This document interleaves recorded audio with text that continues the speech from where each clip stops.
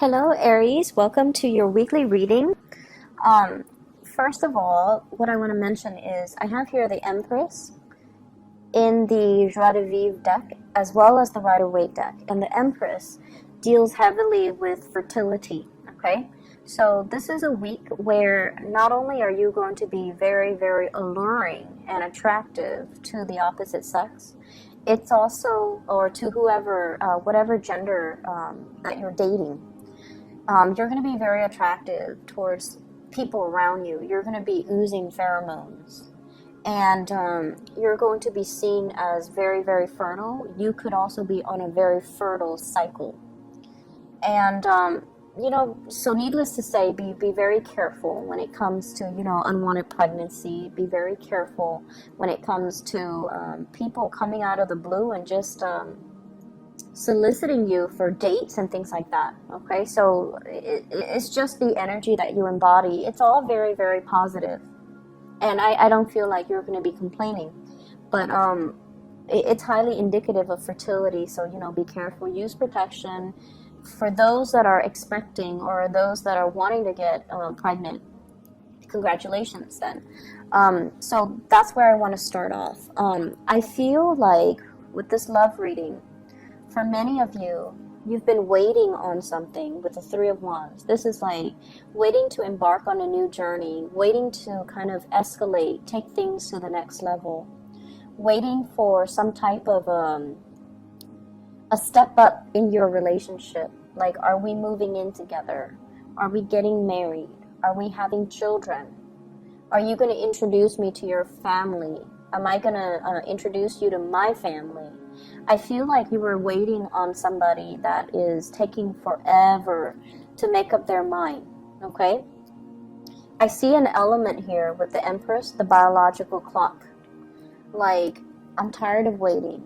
I want it now, and I deserve it, and also my biological clock is ticking. And you could be male or female watching this. I feel like you're at an age where you want a little bit more stability in your life. You're done with the whole, dating and first dates and blind dates and, online dating. Like you're done with all of those people.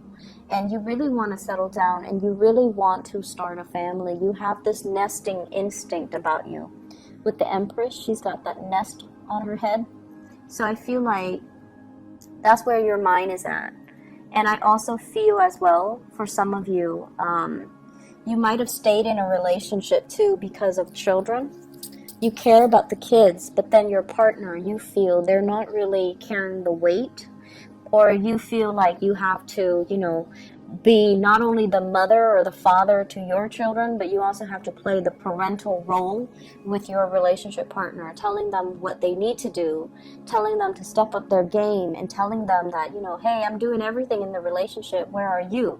So I see that element here about, needing to make demands. And if you need to make demands, go ahead and do so. Because I feel like the other person is going to step up, okay?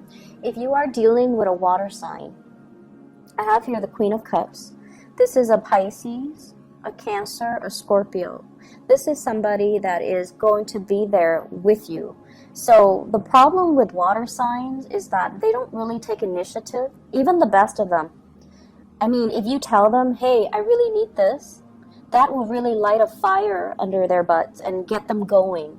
Because I feel like, as intuitive as they are, I feel like they miss the big things. Like they see the little details, like they'll cook you breakfast in bed because they're really sweet. They'll buy you flowers. They'll, be there for you and just listen to all your vents and all your frustration all day, every day if you need to vent. Because emotionally, they know that it's important.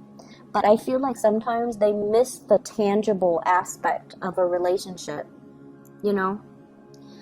So you kind of have to tell them, and you kind of have to give them a time frame, and you kind of have to tell them, I need this done within an hour. Because if you tell them I need it done, they might, ponder over the best way to do something, and then they waste a lot of time. So as spirited as you are, you have to learn to communicate with this person in a way where it expresses that, I know you don't agree with this, but I need this done. I need help, you know. So whatever it is that you are dealing with this person, I just feel like if it's child rearing, if you have children with a water sign, they might be the really, really sweet and, you know, they might be seen as the nice, nurturing parent. And you might be seen as the person, like the disciplinarian. And you feel like that's not fair, you know, so then you have to get them on board with you so that the two of you have an understanding or an agreement about how to raise the kids. So if you were dealing with a water sign, I feel like things need to be spelled out, okay? This is someone who's very loving, very nurturing as well, but they don't really take initiative the way that you do, and so dealing with them can be a little bit exasperating, okay? For others of you, there has been a lot of waiting, and the other person is not really making a move. And if that is the case, you're going to be moving on, okay? So if you're dealing with an earth sign, Taurus, Virgo, Capricorn, and I especially see like Taurian, Capricorn vibe as well, if they're just sitting there, you know, not really making a move, not really moving in your direction, you're kind of like waving them goodbye, and you're just like, I'm starting a new phase in my life. If you're not able to kind of step up your game, I'm just gonna be out of here. And I feel like for those of you who are dating casually, you might be drifting away from this earth sign and going to somebody a little bit more solid, or somebody who is a little bit, I feel, older and a lot more experience, a lot more willing to like waste time, and you know, a lot more decisive. So this is the week where you are definitely making major decisions in your love relationships, coming into this sense of abundance. You're beautiful, you're highly sought after, you are the life of the party, you really stand out, and you stand out from amongst the crowd, and you have a gazillion options to choose from. So if somebody is very wishy-washy with their intentions and with their love, it could be the water sign or even the earth sign, you're really not going to entertain, and you're not going to waste time, because you feel like, you know, time is precious, I've got a gazillion things to do. So if I set a date with you and I spend and invest the time in you, and you're not really making a move, I'm not going to waste any more time. So this is like taking ownership of your time and making decisions as well, to kind of go with the people that actually, you know, give you like concrete ideas as to what they want, or what they want from the relationship, rather than waiting and wasting your time on people that are not coming back, or wasting time on people that are not really making a move towards you. I feel like you like an earth sign. But they're very perplexed by you. They might be a little bit threatened. They might feel intimidated, or they might feel like you're a little bit careless, or you're moving too fast, or you have a lot of suitors, and that might be why they're not making a move. So if that is the case, then you kind of need to reach out and, you know, tell them how you feel.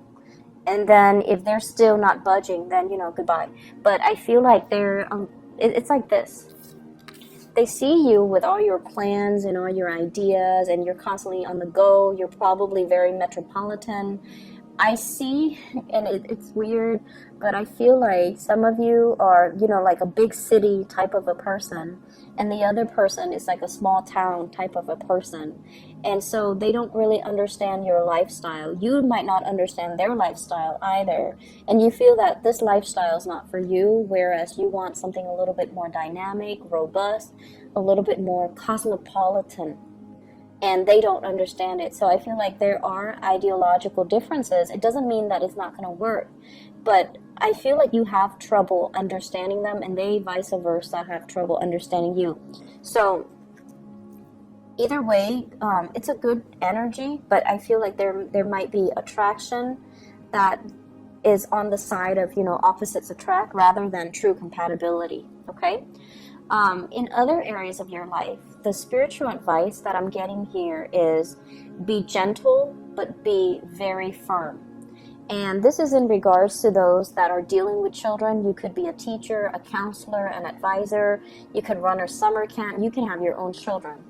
The first card out is the Hierophant. And every time I see this, I think of it as the disciplinarian, somebody who connects to a higher authority, and then they implement the words and wisdom and the advice of the higher authority. This is what I usually call like childhood conditioning. If you've had parents who were very, very strict, and you know, many of you were rebellious when you were young too. You were quite a handful.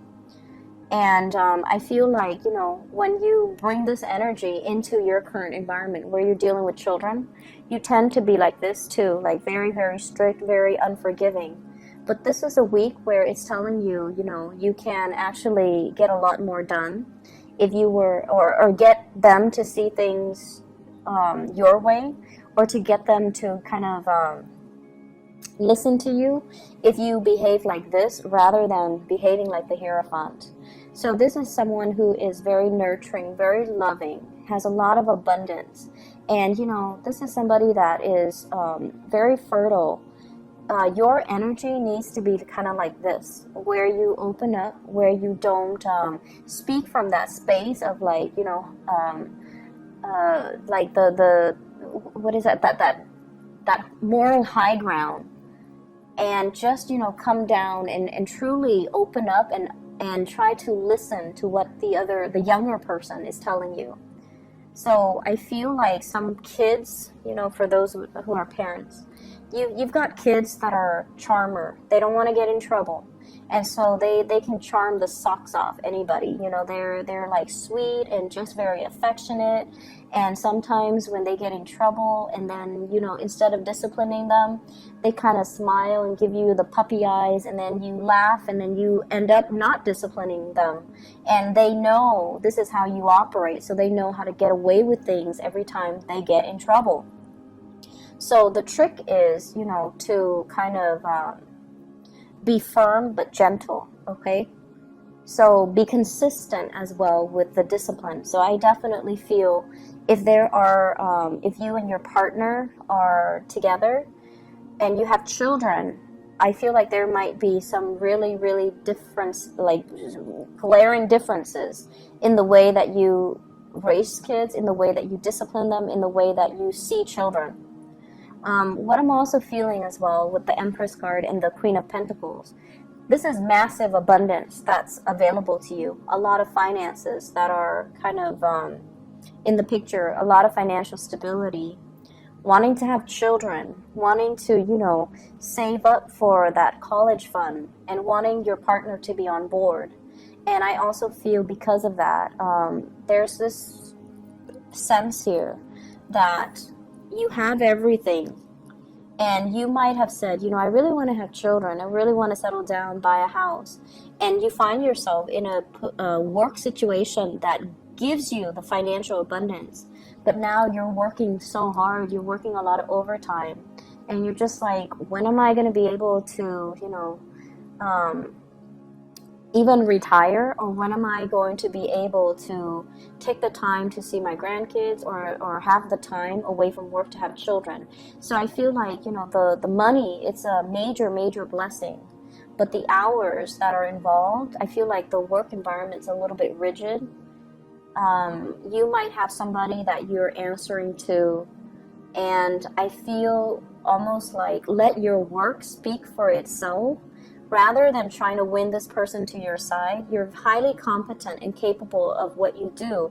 Let your work's product speak for itself, and let that be, you know, let that speak for your credibility. Let that speak for your skills as a good worker, okay?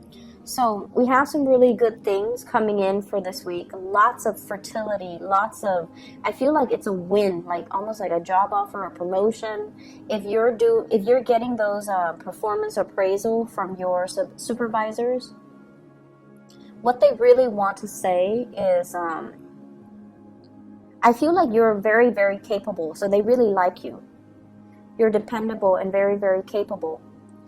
But they might tell you, you know, something unexpected. Like, for example, if you're hoping to get like 100% on a performance appraisal from higher up, they might say, here are a few things that you need to focus on. Or they might assume that you already know that you're really, really good, So they might, instead of dwelling on all the times that you succeeded, they might say, let's talk about the other projects that you had trouble with. Mainly because, you know, they already know that you're good. And so they want to flush out the stuff that you can improve upon. So don't feel bad about it, okay? I wish you guys the best. Take care of yourself, okay? And I'll see you next week.